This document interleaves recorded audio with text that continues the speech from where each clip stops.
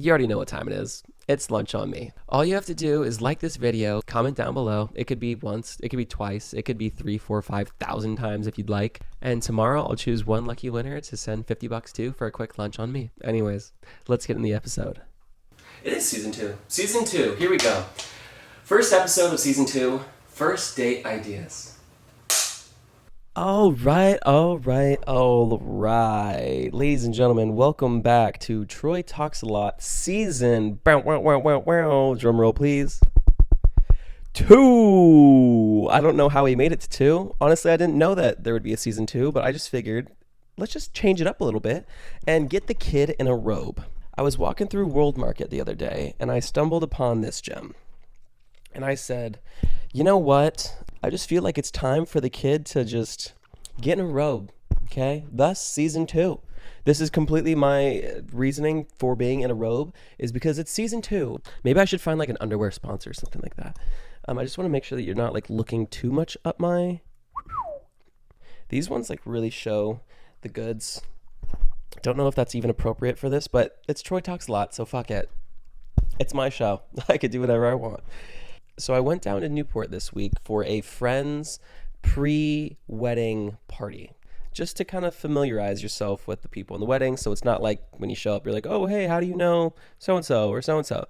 Just kind of mingling, talking, and we kind of brought up the idea of like their first date. Like, how did you guys meet? Where did you guys go? What did you do?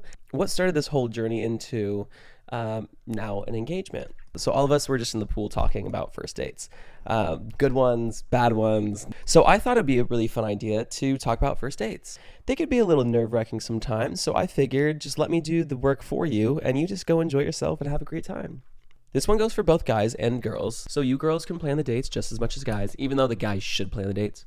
But if there's something that you really want to do, don't be afraid to just tell them what you want. Don't be afraid to be like, hey, I really want to go to this cooking class, or I really want to try out this pottery class, which are 2 things that I was going to mention.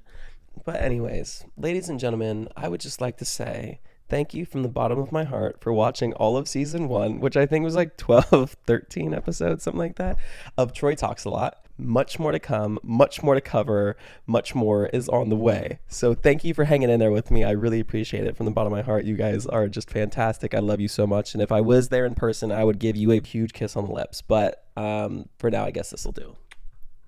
Let's get into it. First date ideas. These are fun. This is going to be a fun episode. First dates are fun, okay? First dates are slightly nerve-wracking, but you have to understand that, you know, both the guy and girl are equally as nervous. Like, they're both like, because you don't know. You're meeting this person for the first time. You're like, oh, I really hope it goes well. What if he's weird, or what if she's weird, or what if they're shy and they just don't really talk and it's just awkward. And that is why I think we need a good icebreaker. And a good icebreaker on a first date would be something interactive. Something like, as cliche as mini golf, like putt-putt. That's super cute because when it comes to like a sport, there's some sort of like playful, flirtatious competition involved. And with that, I feel like it's always fun because you can set up a bet being like, oh, well, if I win, then what do I get? And what if you win, then what do you get? And it always kind of results into like, okay, well, if I win, then like I get a kiss. And like half the time, if you guys are on a first date, it's probably going to end up that way anyways. It kind of just like, puts a little idea in their mind that like, but with that being said, like fun activities such as like mini golf, go-karting, I feel like these are more like high school, but like you could still have fun with them, are super fun because just when it comes to, again, a sporting event, you could do the cute little things like stand behind them and help them swing. Or you could do like the cute little like mess up their ball intentionally and they're like, hey, what the heck was that for? Just like fun little stuff that creates like humor and you guys are both laughing, you're cracking jokes and it's light, it's fun, you're doing something. So it's not just necessarily sitting in front of one another and just asking questions back and forth. I'm not telling you anything you don't know, but just like doing something where your mind is obviously on the person you guys are talking, but then you also have another factor into the date where you're like, okay, well, I got to focus on this too. So you can pull away if like the conversation's getting a little dry or if there's a question that, maybe you don't want to get too far in depth with, you could kind of be like, okay, hold on, like, let me hit this real quick. And then, you shift the focus elsewhere, which I think is like really nice and really fun. Another idea I have is just fun car rides. At first, like, I would think about it and I was like, that's not a first date. You know, like driving in a car is not a first date because you're not doing the standard take her to dinner, pay the bill, you know, drive her home, drop her off at the house, give her a kiss, which is great. I love all of that. But like a nice car ride is so fun. And I feel like everyone can relate to that. Like everybody loves just a nice car ride with just good, solid, vibey music. Like, I don't know one person that just doesn't like that at all. I used to think that, you know, driving in a car is like not fun. Given you could go stop somewhere, like you could always just stop for ice cream. I like that one a lot. If I'm just vibing it out and I want to see what their vibe is, I can just be like, hey, like, you want to go, you know, drive and grab ice cream? Half the time they're like, yeah, go pick them up, be a gentleman, open the car door, and then just throw on some good tunes. Half the time I'm like, oh, what's your favorite song right now? Or I love to put them on the spot and say like, all right, first song that comes to mind, go.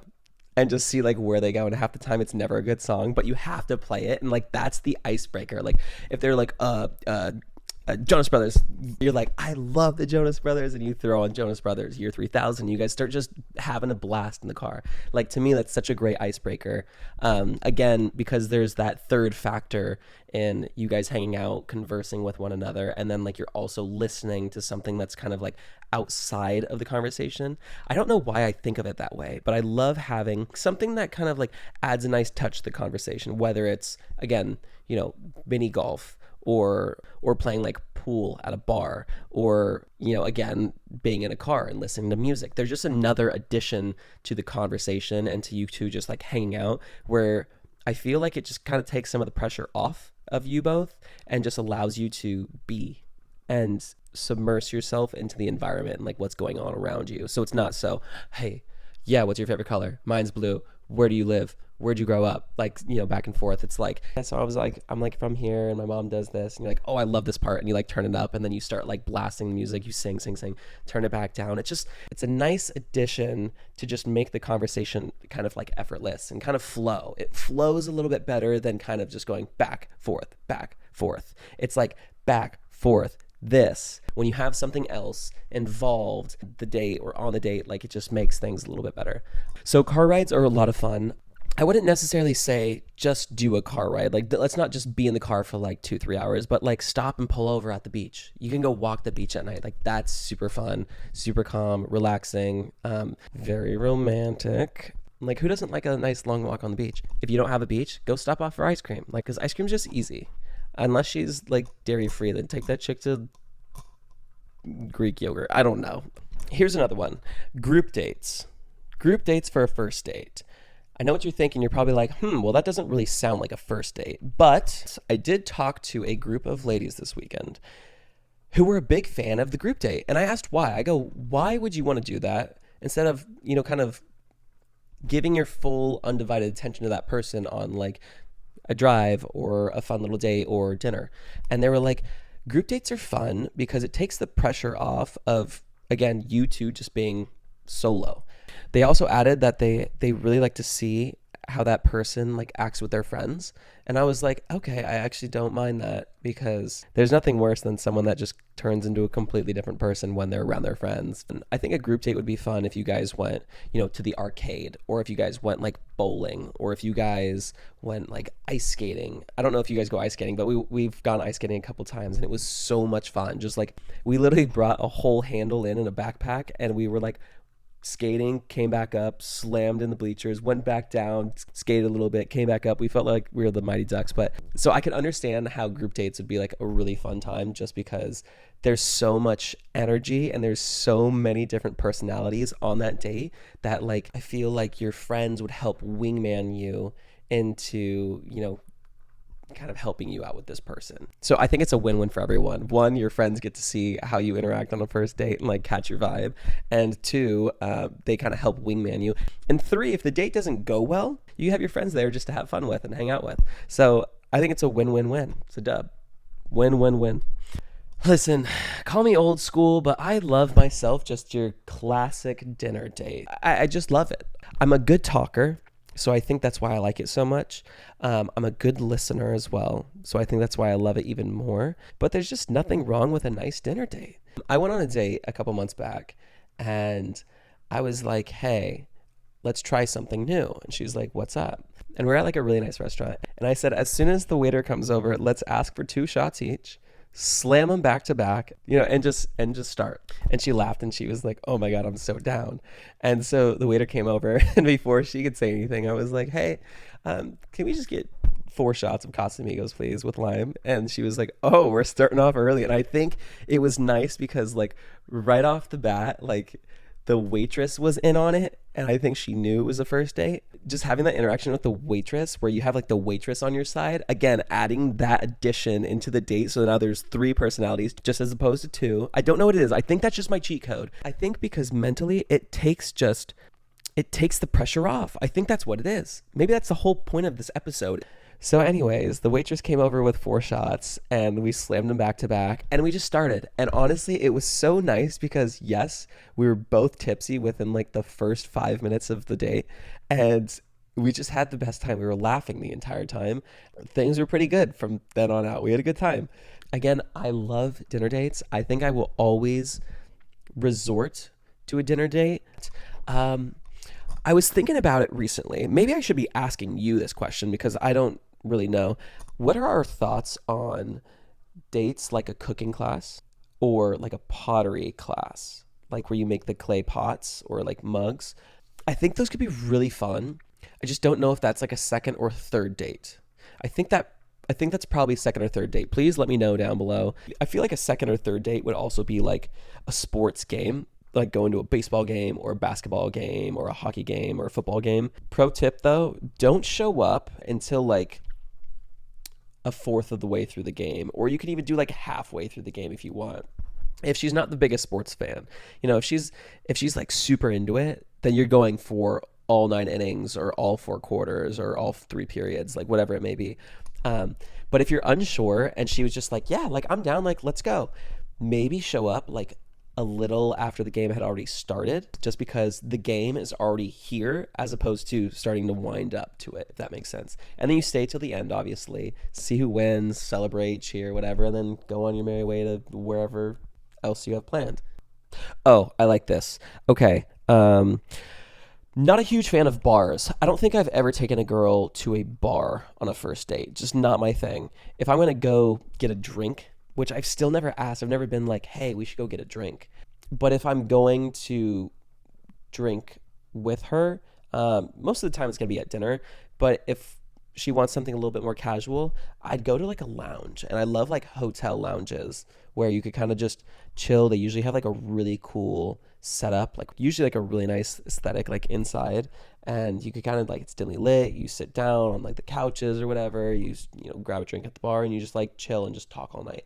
Not at like a loud ass bar where you're like, so you want like a Jameson pickleback? And you're like, what the guys are starting fights and there's darts being thrown like past your chick's head, like. But if you're doing drinks, let's do it like a little bit more upscale, a little bit more classy. Like a hotel rooftop, super fire. I only say hotels because the ones out here in LA are like really cool, like really sick vibes. I'm sure wherever you are, there's really cool places too, but maybe not just like a dive bar. Like dive bars are cool if it's like third, fourth, fifth, sixth date. Like after you get to know them, where it's like, okay, they already know that I'm capable of like doing this and going here and having fun there. Now let's kind of like tone it down a little bit and do something a little bit more chill. And like you could both try like a dive bar together, So again, if you want to go to drinks on a first date, let's do like something a little bit more classy, like a lounge, right? Or a rooftop, not just Saddle Ranch where you're like, yeah, let me slam a natty light.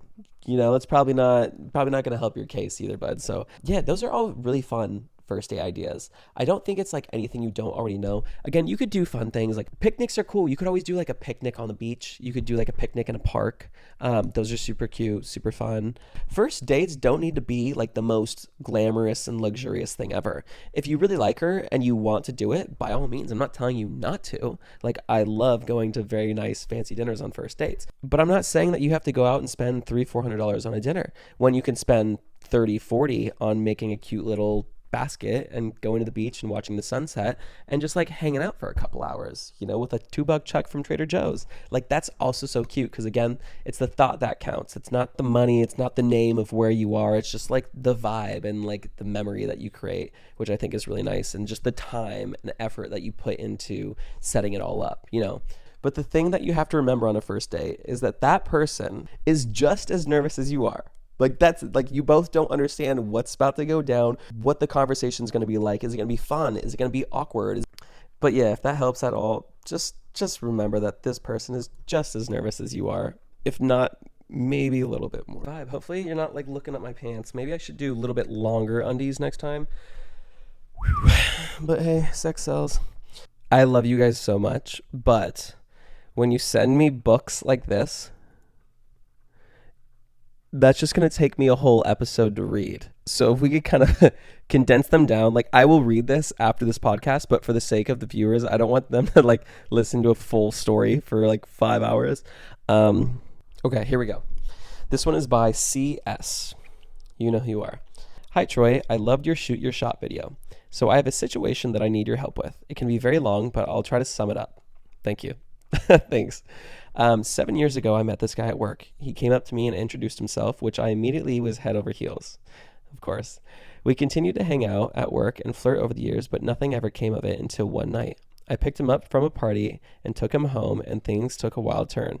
After that night, we talked, and he never said he didn't want to date, but just didn't like the age difference. I was 18 and he was 22. I then moved away to college, and he stayed back in our hometown, and we didn't really talk for like 2 or 3 years. He would ask my brother about me and if I was dating anyone, which I thought was a little suspicious. I don't think that's suspicious. And I recently talked to him, and he seems to remember a lot of the small details I had mentioned years ago.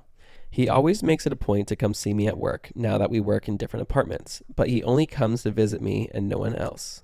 He also apparently told a few people that we work with that we were dating, but I'm not sure when he told them that. I still like him, but my only red flag for him is that he hasn't ever dated and he's 27. To sum it up, what do you think I should do? You like him, he likes you, he puts in the effort. What do you think you should do, CS? I don't think I need to explain anymore. What do you think you need to do? The only red flag is that he's 27 and he's never dated? Maybe this poor guy's been waiting for you to come home all these years. Poor guy. All he wants is you. He just wants you and only you, and for you to be the one. Duh. Girls. This one's from DP. Hi, Troy. I need your help. Got you, boo. So I like this guy who liked me at the beginning of the year and for a while before then, but he never really made a move and was honestly very awkward at the time. So I wasn't really into him. But now he's a lot different. He is not awkward anymore, and he has matured a lot, which guys tend to do, yes. He always has been very nice and outgoing, which I always love and still love. He is probably one of the nicest people at my school.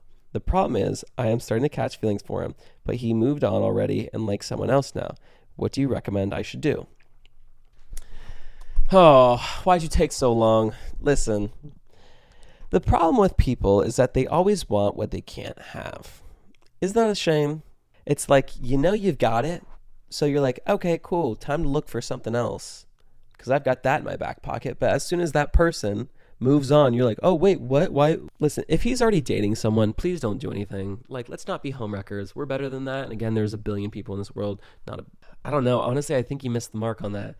Honestly, if you really want to make him change his mind, you just go up and you kiss him. That usually solves a lot of problems. Or makes a lot of problems. But as long as he's not seeing anyone, as long as he's not dating anyone right now, that could be a nice alternative if you really want to be bold. But if he's already dating someone, you're just going to have to swallow your pride. And if it's meant to be, then it's meant to be. And maybe you guys will come back around. If he's not dating anyone, go kiss him. Tell him you like him. That usually makes a guy look at you a little bit differently than if you're just like, oh, I like you. If you just go up and take action. Who doesn't like a person that takes action? With that being said, ladies and gentlemen, thank you so much for watching another episode of Troy Talks a Lot. I know that I did talk a lot for this, but you guys have been asking for longer episodes. That's your problem, not mine. I love you guys so much. Have a fantastic night, day, wherever you are in the world right now. I love you. I love you. I love you.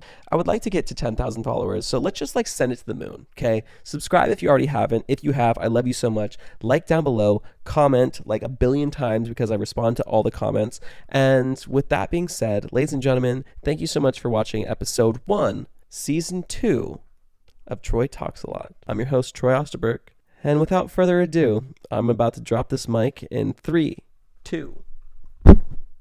Good night. I love you. Bye.